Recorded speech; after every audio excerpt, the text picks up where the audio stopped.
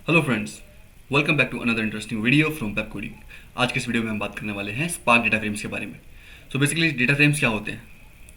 Okay, data frames क्या है? हमने क्या किया, अपने डेटा को एक फ्रेम में बाउंड कर दिया, एक रेक्टेंगुलर फ्रेम में। या और सिंपल वे में कहा जाए तो डेटा फ्रेम क्या है? Combination of rose and columns. मतलब हम क्या करना चाहते हैं, हम अपने डेटा को ऑर्गेनाइज कर रहे हैं। किस तरह ऑर्गेनाइज कर रहे हैं? टेबुलर फॉर्मेट में। टेबुलर फॉर्मेट में। Okay, so right it clear. Tabular format में। ओके, ये जो डेटा डेटा डेटा फ्रेम्स होते हैं ये हमारे इम्यूटेबल्स होते हैं, क्योंकि ये बेसिकली आईडीडी से ही आइडिया आया है कि डेटा फ्रेम्स बनाने का। तो जिस तरह आईडीडी इम्यूटेबल्स होते हैं, वैसे हमारे डेटा फ्रेम्स भी इम्यूटेबल्स होते हैं। मतलब इनकी ये चेंज नहीं होते। ओके, डेटा फ्रेम में हमारे पास हम बात कर चुके हैं रोज एंड कॉलम्स की। रोज एंड कॉलम्स होते हैं। तो डेटा फ्रेम्स की इतनी थ्योरी काफ़ी है समझने के लिए डेटा फ्रेम्स क्या है, क्योंकि हम बेसिकली डेटा को स्टोर करने वाले हैं। लेट्स से मेरी क्लास में मुझे अपने स्टूडेंट्स का, क्लास के स्टूडेंट्स का डेटा फ्रेम बनाना है, या फिर अपने ऑफिस के एम्प्लॉयज़ का डेटा सेट बनाना है। तो मैं क्या रखूँगा? Let's say serial number, name, job ID, salary, और कुछ कोई इन्फॉर्मेशन। तो इस तरह से मैं अपने पूरे डेटा सेट को या अपने डेटा को ऑर्गेनाइज कर सकता हूँ डेटा फ्रेम्स के अंदर। ओके, और डेटा फ्रेम्स में ऑर्गेनाइज करने के बाद क्या इजी हो जाएगा, क्योंकि मुझे अगर स्टडी करना है डेटा को, तो मैं वहाँ से किसी पर्टिकुलर रो को, किसी पर्टिकुलर कॉलम को कॉल कर सकता हूँ, उन्हें मैनिपुलेट कर सकता हूँ, अपडेट कर सकता हूँ, चेंज कर सकता हूँ, शफल कर सकता हूँ। तो डेटा फ्रेम की वजह से डेटा सेट के साथ काम करना ईजी हो जाता है। And big data is all about data, right? तो डेटा को मैनिपुलेट करना भी तो इंपॉर्टेंट है प्रोसेस करने के लिए। ओके, सो इनफ थ्योरी, इनफ। चलते हैं अपनी कोलैब की तरफ। Let's move. तो हम आ गए अपने कोलैब नोटबुक पे। इसको हमने रीनेम कर दिया है tutorials underscore data frames underscore spark के नाम से। And let's begin. So PySpark, क्योंकि हम पाइस्पार्क में इम्प्लीमेंट करने वाले हैं, तो हमें सबसे पहले पाइस्पार्क को इंस्टॉल करना पड़ेगा कोलैब में। तो पिप, क्योंकि ये पहले से अवेलेबल नहीं होता तो हमें इंस्टॉल करना पड़ता है। तो हम इंस्टॉल करेंगे पाइस्पार्क। ओके, इंस्टॉल होने देते हैं। Requirements already satisfied. Yup, installed. Okay, एक काम करते हैं, इसे पूरा क्लियर होगा आई गेस। इतना बड़ा फॉन्ट साइज क्लियर है। ओके, सो हमने इंस्टॉल कर रखा है पाइस्पार्क को पहले से। तो अब आगे देखते हैं हम। फ्रॉम पाइस्पार्क हम बेसिकली करना क्या है, जैसे हमने पाइस्पार्क को इंस्टॉल कर लिया, तो हम जो भी काम करने वाले हैं अपने डेटा फ्रेम के साथ, वो एक सेशन में होगा। तो हमें अब सेशन को इंपोर्ट करना पड़ेगा। ओके, सो सेशन कहाँ पे मिलेगा? वह पाइस्पार्क सीक्वल में मिलेगा। तो PySpark dot S Q L import S E, okay, spark session, spark session में अवेलेबल है। ओके, या हमने स्पार्क सेशन ले लिया। अब हमने कॉल तो कर लिया स्पार्क सेशन को, उसे यूज़ कैसे करेंगे? यूज़ करने के लिए हमें उसका ऑब्जेक्ट बनाना पड़ेगा। तो लेट्स से इस ऑब्जेक्ट नाम है spark. Spark is equal to spark session. हम स्पार्क सेशन का ऑब्जेक्ट बनाएंगे। बट वेट, ये सिंपल पाइथन की तरह नहीं बन रहा ऑब्जेक्ट। हमें सिर्फ स्पार्क सेशन लिख के वो पैरेंथेसिस नहीं लगाना, हमें इसमें बताना पड़ेगा किस तरह का ऑब्जेक्ट बना रहे हैं हम। तो बिल्डर, हम बिल्डर को कॉल कर रहे हैं। डॉट हम ऐप ऐप नेम को कॉल करेंगे, और अपने डेटा फ्रेम का नाम बताएंगे कि डेटा फ्रेम किस नाम से बनेगा। तो मैं अपने डेटा फ्रेम का नाम रख रहा हूँ pep coding underscore data frame. Okay, and finally get or create. तो ये क्रिएट कमांड है, ये बेसिकली जैसे हमने स्पार्क में पहले बात करी थी कि हमारे पास कुछ ट्रांसफॉर्मेशन होते हैं, कुछ एक्शंस होते हैं। तो ये कुछ एक्शंस की तरह ये परफॉर्म करेगा, उसे क्रिएट कर देगा इस हमारे सेशन को। सो इसे रन करते हैं। रन। तो हमारा स्पार्क का सेशन है वो क्रिएट हो चुका है। तो एक काम करते हैं, स्पार्क को प्रिंट करके देख लेते हैं कि हमारा सेशन वो किस तरह क्रिएट हुआ है और बेसिकली क्या स्पार्क के अंदर क्या स्टोर हुआ है। Okay, so let's see. अच्छा, एक इंपॉर्टेंट बात और, क्योंकि हम कोलैब यूज़ कर रहे हैं, बेसिकली कोलैब और जुपिटर नोटबुक में, जहाँ पर हम पाइथन शेल्स में काम कर रहे होते हैं। तो यहाँ पर हमें ना ऐसा प्रिंट लिखने की जरूरत नहीं होती, ऑल्दो कर सकते हैं वो काम भी, बट प्रिंट लिखने की जरूरत नहीं। अगर हम सिंपल स्पार्क भी लिखते हैं तो भी वो प्रिंट कर देगा उसके अंदर क्या रखा हुआ है। तो स्पार्क के अंदर क्या है भाई? स्पार्क के अंदर इसकी डिटेल रखी है कि एक स्पार्क सेशन स्टार्ट हुआ है, इन मेमोरी सेशन है, इसका वर्जन 3.2.0 है और हम लोकल पे काम कर रहे हैं।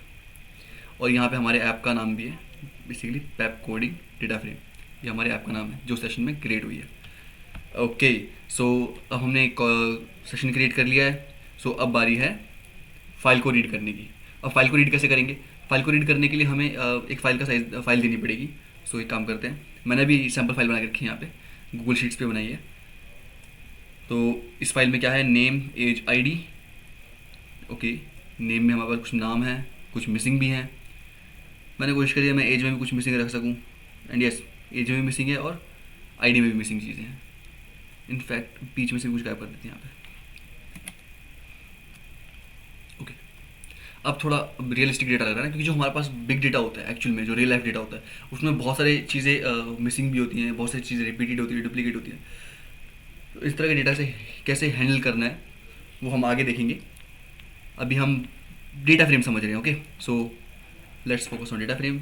इसको मैं फाइल में जाके डाउनलोड CSV कर लूँगा। ओके,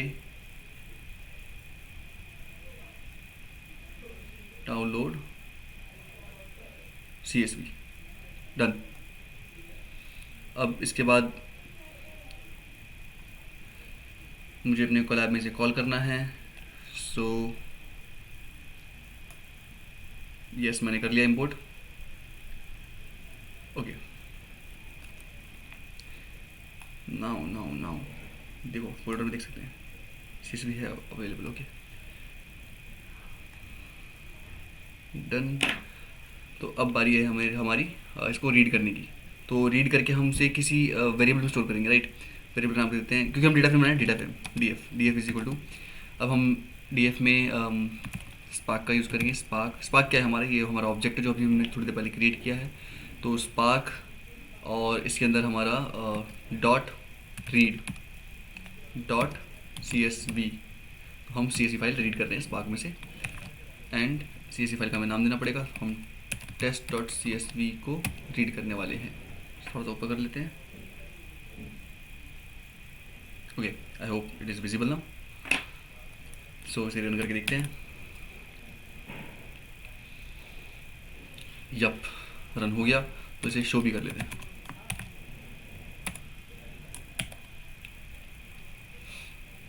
ओके, सो हमारा डेटा फ्रेम आ गया।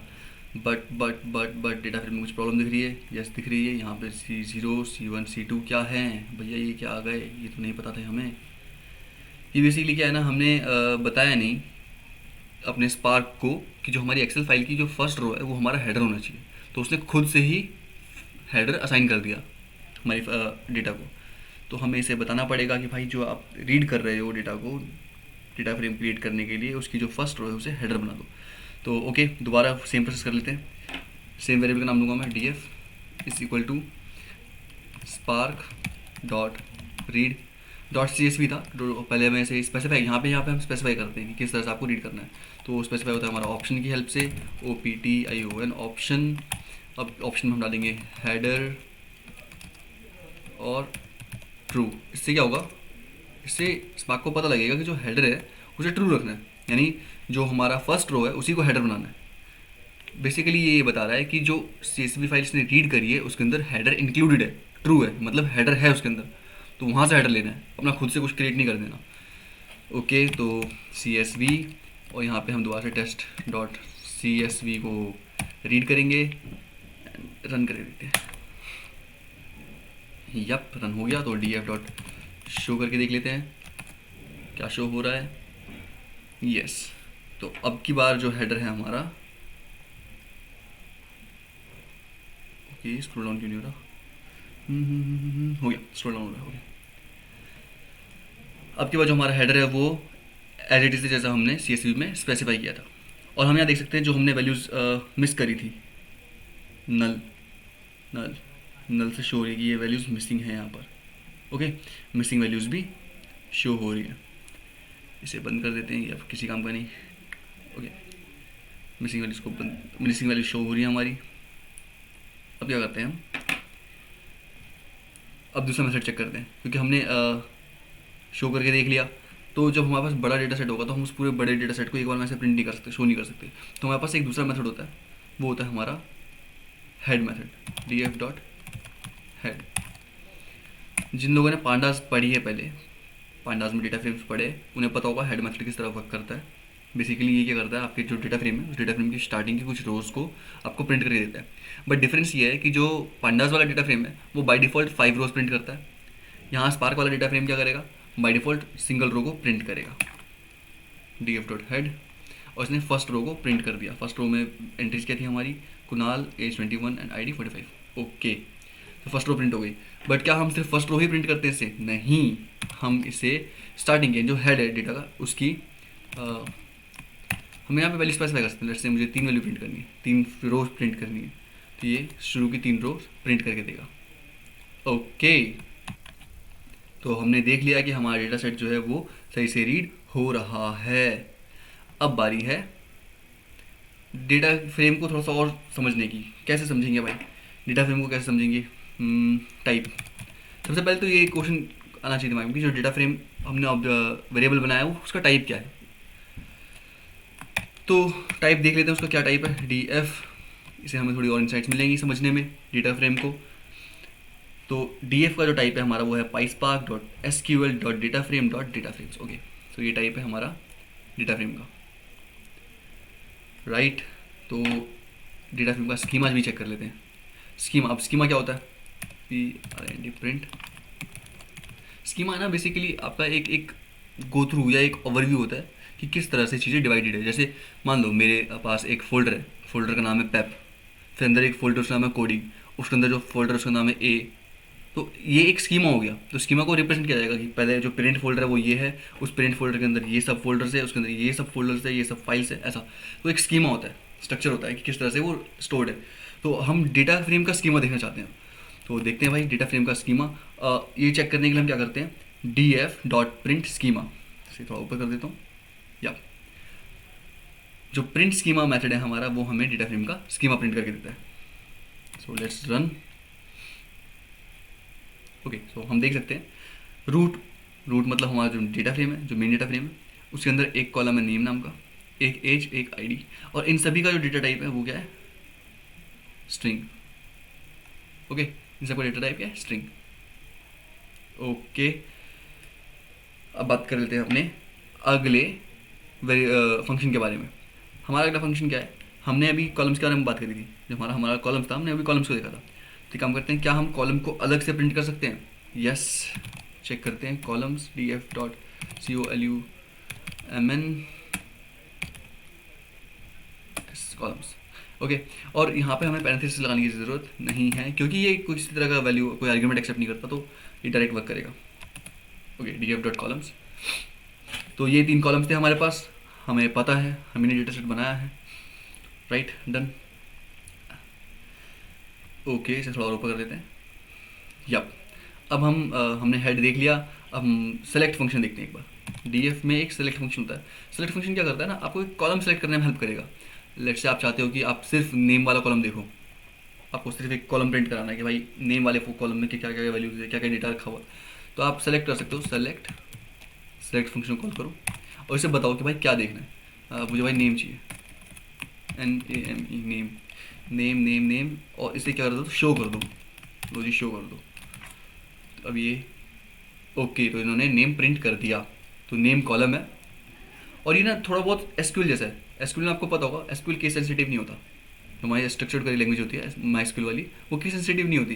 तो उसमें क्या था कि जैसे मैंने नेम, यहाँ पे मैंने नेम लिखा है, ये जो नेम लिखा है ना, इसको मैं चेंज करके देखता हूँ ये क्या वैल्यू रिटर्न कर रहा है। डी एफ डॉट, अगर मैं इसके केस चेंज कर दूँ, डी एफ डॉट सेलेक्ट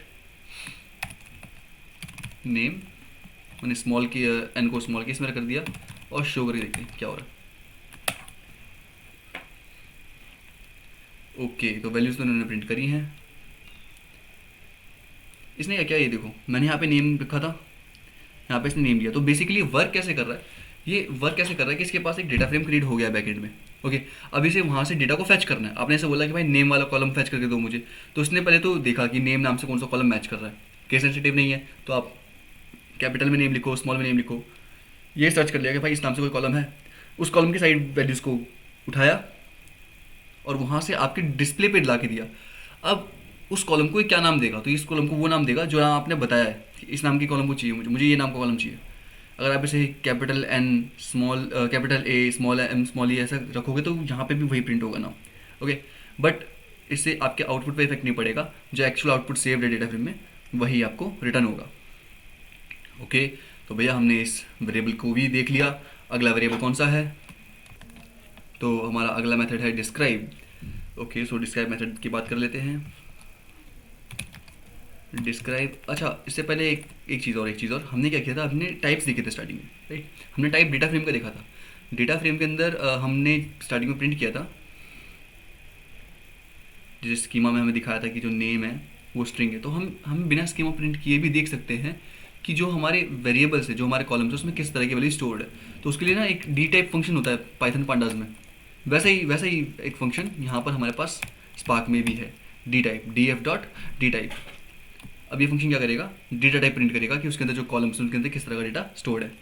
तो उसे रन करके देखते हैं, फिर हम बात करने वाले हैं डिस्क्राइब की। ओके, सो यहाँ पर आ गया हमारा जो कॉलम है नेम, वो भी स्ट्रिंग टाइप है, एज स्ट्रिंग टाइप है, आईडी स्ट्रिंग टाइप है। मैं ये फंक्शंस इसलिए बता रहा हूँ ना, बेसिकली ये मोस्ट फ्रिक्वेंटली यूज्ड फंक्शंस हैं। जब भी आप डेटा एनालिसिस करोगे, डेटा फ्रेम्स यूज़ करोगे, बिग डेटा को स्टडी कर रहे होगे पाइस्पार्क का यूज़ करके, तो वहाँ पर ये कॉमन मेथड्स है जो बार बार यूज़ होंगे, रिपीटेडली यूज़ होंगे। ओके, सो इन मेथड से फेमिलियर होना बहुत इंपॉर्टेंट है हमें। ओके, सो हमने डिस्क्राइब की बात करी थी, तो डी एफ डॉट डिस्क्राइब देख लेते हैं। डिस्क्राइब भी बिल्कुल ऐसा ही है जैसे पांडास में हुआ करता था। अब हम इसे रन कर देंगे। ये बेसिकली हमें डिस्क्रिप्शन देने के लिए होता है, डेटा सेट का एक ओवरव्यू कि किस तरह का डेटा सेट है। जैसे स्कीमा था, स्कीमा हमारा स्ट्रक्चर दे रहा था, फाइल स्ट्रक्चर टाइप का ओवरव्यू। मतलब वो हमें अपने डेटा फ्रेम का स्ट्रक्चर प्रोवाइड करा रहा था कि एक्चुअली में जो डेटा फ्रेम है उसके अंदर कौन कौन से कॉलम है, वो किस किस तरह से अरेंज्ड है। ओके, लेकिन उनकी जो वैल्यूज़ है उनका ओवरव्यू कैसे लेंगे, तो उनकी वैल्यूज़ का ओवरव्यू हमें डिस्क्राइब फंक्शन देता है। अब डिस्क्राइब फंक्शन को कॉल करते हैं। Okay, D F two describe, तो फंक्शन ओके ओके ओके ये क्रिएट हो चुका है। Data frame summary string name string. Okay, तो हमने क्या किया, हमने डेटा फ्रेम के ऊपर डिस्क्राइब मेथड को कॉल किया। अब एक काम करते हैं, इसको शो करते हैं। डी एफ डॉट, हमने बिना शो किए प्रिंट किया था ताकि हम देख सकें कि डिस्क्राइब किस टाइप का मेथड है जो अप्लाई हो रहा है यहाँ पे। अब हम देखेंगे इसको शो करके कि ये एक्चुअल में किस तरह की वैल्यू रिटर्न करता है। तो शो करने से हमें पता लग जाएगा किस तरह की वैल्यू रिटर्न करता है। ओके, शो करते हैं, D F dot describe dot show, और ये हमारी वैल्यूज़ आ गई। लेट्स सी, देखो ये हमारी वैल्यूज जो शो करके आई है। रिलेट करो, स्टार्टिंग में इसने क्या प्रिंट किया, summary is equal to string, ये हमारा समरी कॉलम है। और किस टाइप का, ये स्ट्रिंग टाइप का दिख रहा है। फिर इसने बताया जो नेम है वो भी स्ट्रिंग है। ओके, नेम भी स्ट्रिंग है। नेम जो है एक्चुअल जो डेटा फ्रेम है उसके अंदर जो नेम है वो स्ट्रिंग टाइप का है। एज भी स्ट्रिंग टाइप का है, आईडी भी स्ट्रिंग टाइप का है। अब ये सारा स्ट्रिंग टाइप कैसे हो गया, सारा का सारा स्ट्रिंग टाइप में क्यों है, ये एक तो बाई डिफॉल्ट होता है। दूसरी बात, हमारे पास ना कुछ नल वैल्यूज़ भी अवेलेबल है। नल वैल्यूज़ ठीक है, ऐसी कुछ नल वैल्यूज़ भी अवेलेबल है हमारे डेटा में। तो ये नल वैल्यूज़ क्या है, पूरा जो कॉलम है वो सेम डेटा टाइप का होना चाहिए। अब स्टार्टिंग में कुछ वैल्यूज़ इंटीजर है, बीच में कुछ नल आ गई, तो क्या करता है ना, ये डेटा फ्रेम टाइप कास्ट करता है इम्प्लिसिटली अपने आप से डेटा को, ताकि वो एक जैसा हो जाए, एक टाइप का हो जाए। तो उसके लिए वो पहले इंटरनली कन्वर्ट कर देता है उन चीज़ों को। ओके, तो हमने डिस्क्राइब मेथड देख लिया। अब एक बार स्टडी कर लेते हैं डिस्क्राइब मेथड हमें क्या क्या रिटर्न करता है। थोड़ा सा ऊपर करते हैं यार। डिस्क्राइब मेथड ने हमें रिटर्न किया काउंट। काउंट मतलब बोले तो कितनी रोज अवेलेबल हैं अपने डेटा सेट के अंदर, नंबर ऑफ रोज कह सकते हैं हम काउंट को। तो टोटल 5 है। यस, हमने डेटा सेट देखा था, टोटल 5 रोज थी अवेलेबल। मीन वैल्यू, तो इसकी मीन, नेम की मीन कैसे निकालेंगे भाई, पूरा कैटेगोरिकल डेटा है, नाम तो वेरी कैटेगोरिकल होता है, इसका मीन नहीं निकल सकता। एज का मीन निकल सकता है, वो उसने निकाल भी दिया 20.8। आईडी का मीन निकल सकता है, वो उसने निकाल दिया। Okay, standard deviation 0.83। ओके, ये स्टैंडर्ड डेविएशन है हमारी एज की, आईडी की, और नेम की स्टैंडर्ड डेविएशन पॉसिबल नहीं है of course. Minimum value Ajay, maximum Kunal name में। ये इन्होंने क्या किया, ये जो इसका लेटर है देखो, फर्स्ट लेटर ए है, ये के है। ए जो है वो एस की के हिसाब से अगर हम देखें तो वो लोअर वैल्यू होती है उसकी एज कम्पेयर टू के। तो बेसिकली जैसे हम डिक्शनरी में हमारा ऑर्डर होता है, उस ऑर्डर में इसने इसे सॉर्ट कर लिया कि मिनिमम वैल्यू क्या होगी, मैक्सिमम वैल्यू क्या होगी इस पूरे इस कॉलम में। ओके, सो ये एक इंसाइट के लिए बहुत इंपॉर्टेंट है। हमें डिस्क्रिप्शन से काफ़ी कुछ जानने को मिला है अपने डेटा सेट के बारे में, हम और ज़्यादा समझ पाते हैं अपने डेटा सेट को। या अपने डेटा फ्रेम को कि वो किस तरह से ऑर्गेनाइज्ड है या स्ट्रक्चर्ड है। ओके, सो अगले वेरिएबल की बात कर लेते हैं। अगला वेरिएबल है हमारा विद कॉलम। विद कॉलम क्या है? बेसिकली अभी हमने क्या बात करी, क्रिएशन की बात करी। अभी हम क्या कर रहे थे, डेटा फ्रेम को क्रिएट कर रहे थे। ओके, क्रिएट कर रहे थे और देख रहे थे उसमें क्या क्या है। अब हमें इसे मैनिपुलेट भी करना पड़ सकता है। मैनिपुलेट मतलब कुछ डेटास को हटाना, कुछ नए वैल्यूज़ जोड़ना, कुछ नए कॉलम्स जोड़ना, कुछ कॉलम्स को डिलीट करना, कुछ वैल्यूज़ को, कुछ रोज को डिलीट करना। तो इन सब चीज़ों, इन सब के ऑपरेशंस को हम बोलते हैं मैनिपुलेशन ऑपरेशंस। तो अब एक बार मैनिपुलेशन ऑपरेशंस देख लेते हैं क्या किस तरह से परफॉर्म कर सकते हैं हम अपने डेटा फ्रेम के अंदर। So let's say D F मेरा डेटा फ्रेम था, इसके ऊपर मुझे अप्लाई करना है विद कॉलम्स कॉलम। अब मैं यहाँ क्या कर रहा हूँ, मैं ना एक नया कॉलम क्रिएट करने की कोशिश कर रहा हूँ। अब नया कॉलम किस तरह क्रिएट करना चाहता हूँ मैं? सबसे पहले तो मुझे इस कॉलम को नाम देना पड़ेगा। तो नए कॉलम का नाम क्या होगा? तो मैंने इसका नाम रख दिया सैलरी। ओके, पहले मैंने नाम स्पेसिफाई कर दिया, कोमा। अब मुझे बताना है कि वो क्रिएट कैसे होगा। तो क्रिएट भाई ऐसे होगा कि आप डेटा फ्रेम में जाओ, डेटा फ्रेम में जाने के बाद जॉब आईडी देखो, जॉब आईडी, जो हमारी जॉब आईडी है यहाँ पे, जो ऊपर हमारी जॉब आईडी है यहाँ पर। ओके, इसका नाम आईडी है, जॉब आईडी नहीं है। तो काम करते हैं, हम इसे आईडी लिख देते हैं यहाँ पे। आईडी इज गुड हो गया, जो हमारी आईडी है। तो हमने इसे बताया कि भाई डेटा फ्रेम में जाओ, वहाँ पर आपको एक आईडी नाम का कॉलम मिलेगा, उस कॉलम में जाओ, उस कॉलम की हर एक वैल्यू को मल्टीप्लाई कर दो 1000 से, और जो भी वैल्यूज आए उसे सैलरी नाम के कॉलम में अपडेट करते चलो। ओके, और एक काम करते हैं, जब ये टास्क परफॉर्म होगा तो इसे शो भी कर लेते हैं, डॉट शो। ओके, यप, तो देखो क्या हुआ, नेम एज आईडी पहले से था, सैलरी नाम का कॉलम बना, 45,000 42,000 41,000 47,000। ओके, बट कुछ मिसिंग है। और वो मिसिंग क्या है मैं बताता हूँ क्या मिसिंग है। मिसिंग कुछ ऐसा है, देखो हमने डेटा फ्रेम के ऊपर अप्लाई करा है ट्रांसफॉर्मेशन, हमने उसे ट्रांसफॉर्म कर दिया डेटा को, हमने एक सैलरी नाम का नया कॉलम क्रिएट किया और उस कॉलम के अंदर वैल्यूज अपडेट भी कर दी। तो इसका मतलब हमने डेटा फ्रेम में कुछ चेंजेस करें। तो डेटा फ्रेम को प्रिंट करके देखते हैं दोबारा से, डी एफ डॉट शो, और देखते हैं क्या चेंजेस हुए। ओके, देखो हमने ऊपर जो चेंजेस करे थे, ये चेंजेस हमारे यहाँ पर तो हुए, बट जब हम डी एफ को प्रिंट कर रहे हैं तो वो हमें चेंजेस शो क्यों नहीं हो रहे? क्योंकि ये जो चेंजेस है वो इन प्लेस नहीं हुए। मैंने बताया था क्या होता है, डेटा फ्रेम बैकग्राउंड में पड़ा हुआ है, आप एक तरह की क्वेरी को क्रिएट कर रहे हो कि भाई मुझे ये वैल्यू चाहिए, तो वहाँ से उस वैल्यू को लाके आपको स्क्रीन पे दिखा रहा है, उसमें चेंज नहीं कर रहा। अब इसने उसमें अपडेट नहीं किया, तो इसे अपडेट कैसे कर सकते हैं? एक काम करते हैं, स्टेटमेंट को कॉपी करते हैं और अपडेट करके देखते हैं। कॉपी कर लिया मैंने, अब इसे अपडेट करते हैं नीचे, अगले सेल में ट्राई करते हैं यहाँ पे रन करके, कंट्रोल वी, और अपडेट करके देखते हैं कैसे अपडेट होगा ये। ओके, तो D F dot with column था। हम यहाँ पे क्या कर सकते हैं, हम ना अगर हमें नया डेटा फ्रेम क्रिएट करना है तो हम नया डेटा फ्रेम, या फिर हम इसे डी एफ लिखते हैं, D F is equal to ऐसा, D F dot with column. Okay, हम ऐसा भी कर सकते हैं, या फिर हम इसे नया डेटा फ्रेम दे सकते हैं, डी एफ 1 डी एफ 2 करके कुछ, या किसी नए नाम से डी एफ न्यू करके, तो हम इसे क्रिएट कर सकते हैं। ओके, अब एक काम करते हैं, डी एफ के नाम से ट्राई करते हैं, पहले डी एफ 1 के नाम से करते हैं, इससे हमें पता चलेगा कि हम नया डेटा सेट, नया डेटा फ्रेम कैसे क्रिएट करेंगे। तो डी एफ 1 और एंड में चल के हम लिख देते हैं यहाँ पे D F 1 dot show, run. Okay, ये यहाँ पे वर्क नहीं कर रहा क्योंकि हमने यहाँ पे शो कर दिया पहले से। Okay okay okay, D F 1 dot show, जब यहाँ पे शो हो गया, देखो डेटा फ्रेम 1 क्रिएट हुआ, और डेटा अब जो भी ट्रांसफॉर्मेशन हमने डिसाइड करी थी अप्लाई करने के लिए, बेसिकली एक नया कॉलम क्रिएट करने के लिए, तो वो अप्लाई हुई और अब वो डेटा फ्रेम 1 में स्टोर हो गई। ओके, तो इस काम को हम डेटा फ्रेम के साथ भी कर सकते हैं। डी एफ 1 हटा देते हैं, डेटा फ्रेम कर देते हैं और रन कर देते हैं। यप, तो अब हमारा जो डेटा फ्रेम है, एक्चुअल डेटा फ्रेम जो है वो अपडेट हो चुका है।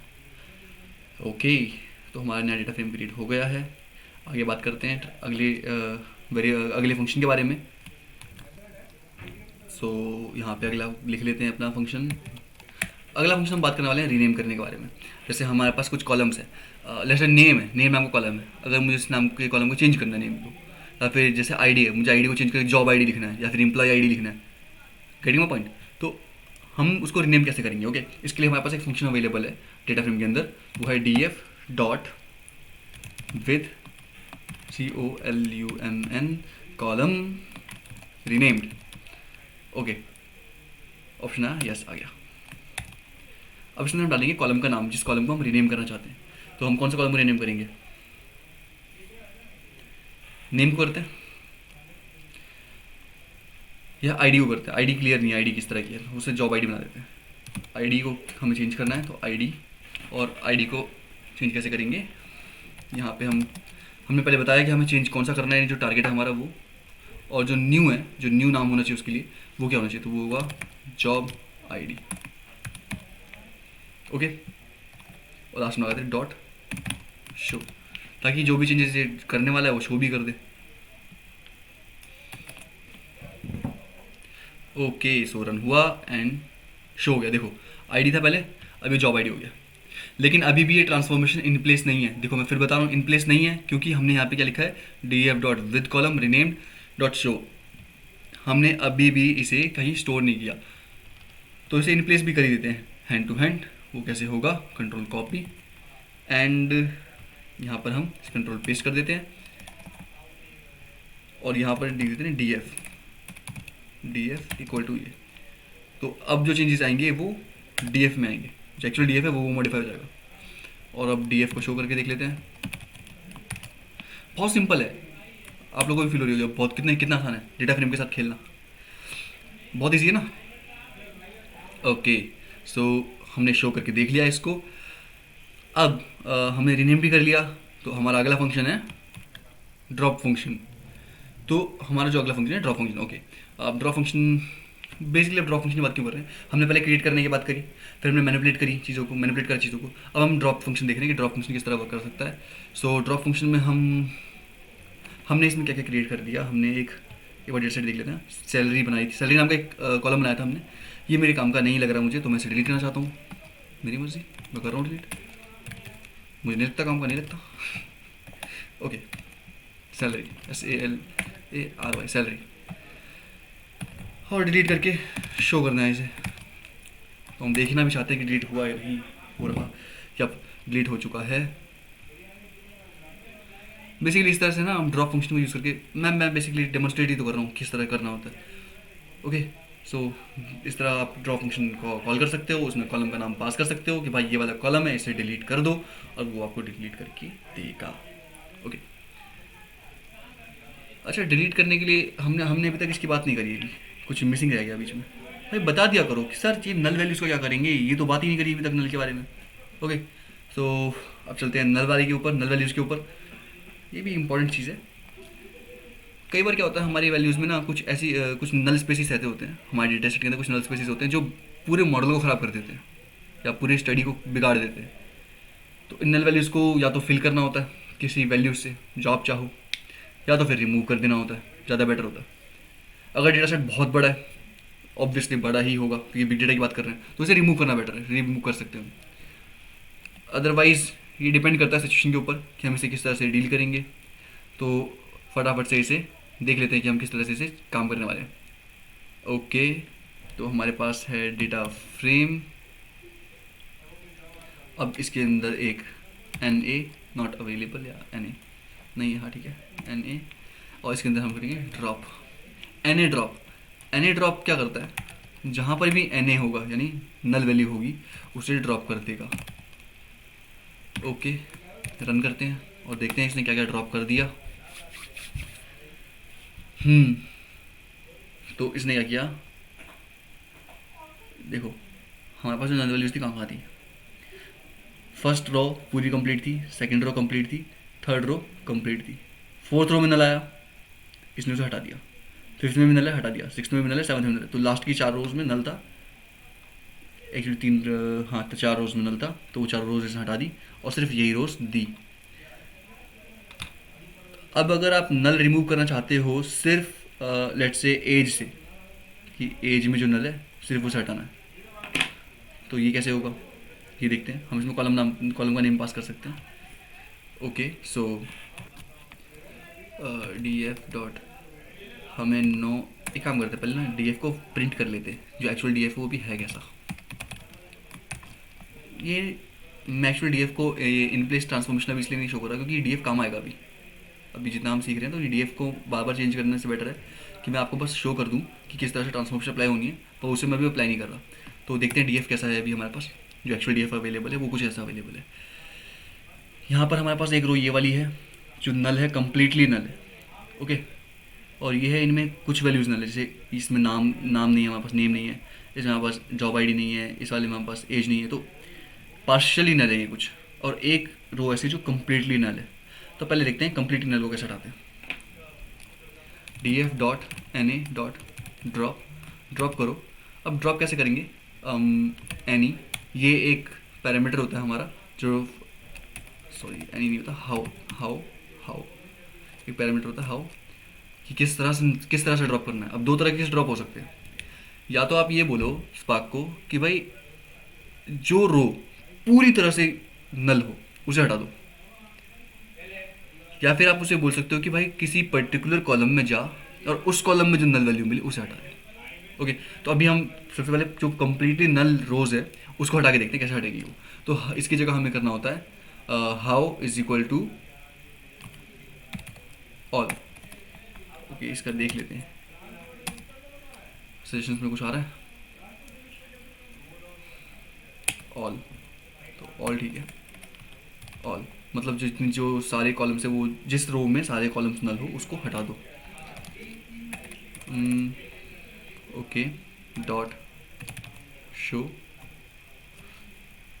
थोड़ा सा ऊपर कर लेते हैं, डॉट शो और अंदर देते हैं।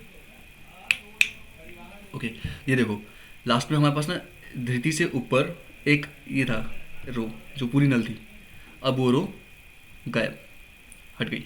देवेंद्र और धृति, यहाँ पे वो रो हट गई। ओके, सो हुआ क्या, इसने जब हमने से हाउ में ऑल दिया तो इसने चेक किया कि वो रो जिसके सभी columns, all of the columns are null, उसे हटाओ। ओके,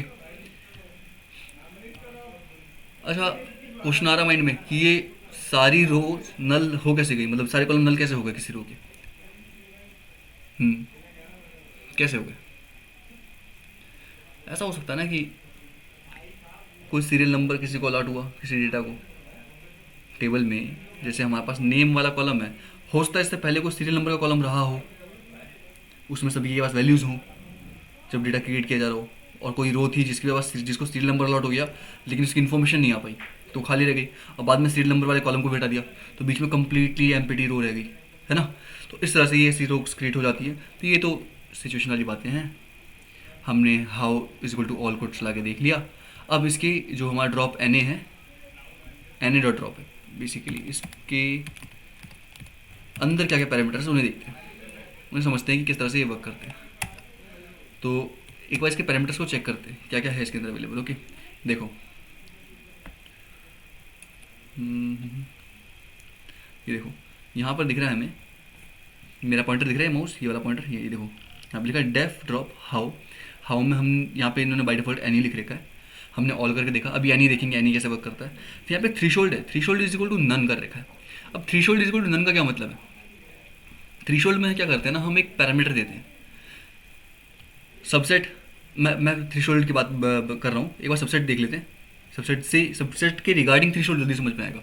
सबसेट क्या करता है ना, subset is equal to none, ये हमें बताता है कि हम एक्चुअली में ट्रांसफॉर्मेशन कहाँ अप्लाई करना चाह रहे हैं। जैसे मान लो हमारे पास नेम नाम का कॉलम है, तो मैं सबसेट में लिखूँगा subset is equal to name, D F dot name, तो इससे मुझे पता लगेगा कि डेटा फ्रेम में जो नेम नाम का कॉलम है वो मेरा सबसेट हो गया है जहाँ पर ऑपरेशन अप्लाई होना है। एक पूरा सेट था, उसका एक छोटा सा पार्ट जहाँ पर इस ऑपरेशन को अप्लाई करना है। ओके, तो सबसेट में मैं डिफाइन कर सकता हूँ कि किस जगह पर अप्लाई करना है, यानी अगर मैं बोलूँ मुझे सिर्फ कॉलम वाइज वो चीज़ें चाहिए सिलेक्ट करनी है, तो मैं सबसेट का यूज़ करके स्पेसिफाई कर सकता हूँ कि पर्टिकुलर इसी कॉलम में मुझे चेंजेस चाहिए, राइट। थ्रीशोल्ड क्या करता है, थ्रीशोल्ड एक थ्रीशोल्ड वैल्यू सेट करता है।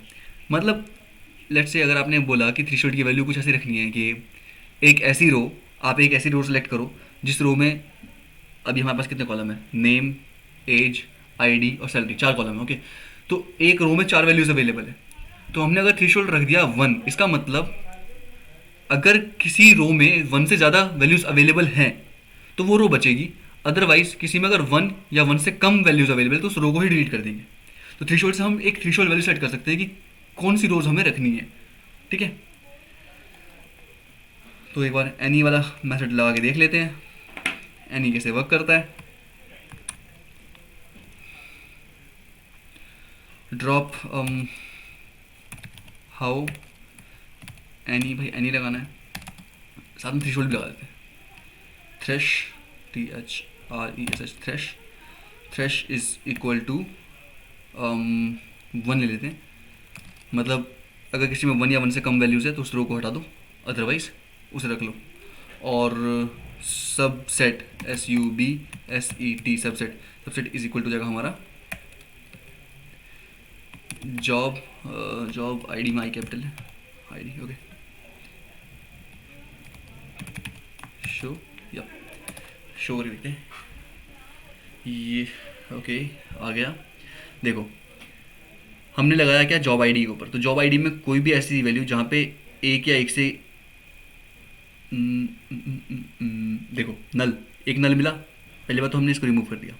और अगर इसमें कोई ऐसी रो भी होती जहाँ पे सिर्फ जॉब ID में वैल्यू अवेलेबल है, बाकी हर जगह नल है, तो वो भी रिमूव हो जाती है। ओके, सो इस तरह से हम एनी का ट्रांसफॉर्मेशन लगा सकते हैं।